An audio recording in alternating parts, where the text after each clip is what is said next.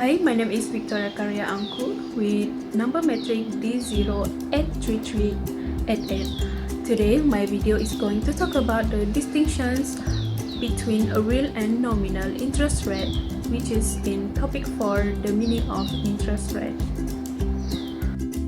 First of all, I'm going to talk about the definitions about real interest rate and nominal interest rate. So let's find out in this video before we going further about the distinction between a real and nominal interest rate. Real interest rate is an interest rate that is adjusted to remove the effects of inflation and gives the real rate of a bond or loan. Or a real interest rate is an interest rate that has been modified to remove the impacts of inflation in order to reflect the borrower's real cost of funds and the lender's or investor's real yield. Next is how do we calculate the real interest rate? We can calculate the interest rate using the Fisher equations. Fisher equations explain how nominal, which is I'm going to discuss later, and the real interest rate are related. In these equations, we used to convert nominal interest rate to real interest rate. As you can see in the slide, IR equal to I minus pi E, which is IR represent real interest rate, I represent nominal interest rate, and pi E is represent inflation expected or inflation actual. Here are some examples that I have been prepared to show you how we can use the Fisher equation.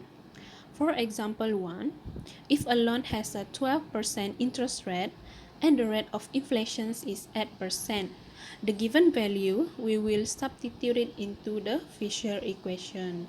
Easy, right? All you have to do is you have to recognize the symbol given in the Fisher equation, which is IR represent real interest rate, I represent nominal interest rate, and pi E represent inflation's actual or inflation expected. So here we can substitute it. So the real interest rate will be 12% minus 8%. So the real interest rate will be 4%. For example 2, if a loan has 5% interest rate and the rate of inflation is 0%, same as the example 1, all we have to do is substitute the value given into the Fisher equation. So the real interest rate will be 5% minus 0%. So the actual on that loan is still 5%. So the real interest rate more accurately reflect the true cost of borrowing. When the real rate is low, there are greater incentives to borrow and less to lend. Now we move to the nominal interest rate, which refer to the interest rate before taking inflation into account. The advertised or stated interest rate on a loan without any fees or compounding of interest is referred to as nominal. So how do we calculate the nominal interest rate? The nominal interest rate ends for a specific period when the effective interest rate is known. Lin be calculated n equal to m multiplied by 1 plus e to the power of 1 per m minus 1, where e represent effective rate and m represent number of compounding periods. However, most borrowers typically want to know the effective rate as the nominal rate is often the rate that is stated. The formula for effective interest rate or E is E equal to 1 plus n per m to the power of m minus 1, where n is represent nominal rate and m represent number of compounding periods. This is example questions to show you how to calculate the effective interest rate.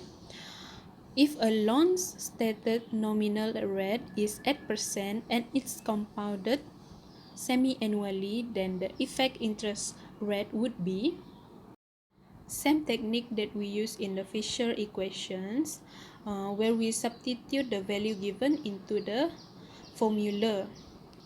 But before that, we have to find the value that given in the questions, where the nominal rate given is at percent. So the at percents we will divide it with 100. Then it will be 0.08, and it's compounded semi-annually, which means the number of compounding periods will be 2. So the value given, we will substitute it into the formula, where we can see in the slide E equal to 1 plus 0.08, which is equal to N, nominal rate, and divided it with 2, number of compounding periods, and to the power of 2, which is also number of compounding periods, and minus 1. So we will get answer 0.0816. So the decimal here, we have to multiply it with 100%. So the effective interest rate will be 8.16%. That's all. Thank you for watching.